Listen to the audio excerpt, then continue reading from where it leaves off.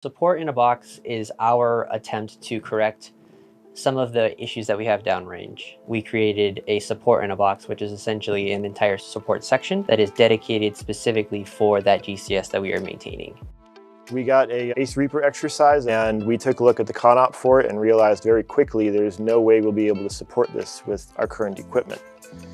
So we did the exercise as expected. We failed it, but that's the purpose of an exercise, to find out where your weak points are so you can fix them. So we started acquiring all the equipment for this. A4, our team there, looked at it, said this is a great idea. We want you guys to build one, test it, send us the test results and the build package, and then we're gonna look at doing this Air Force wide.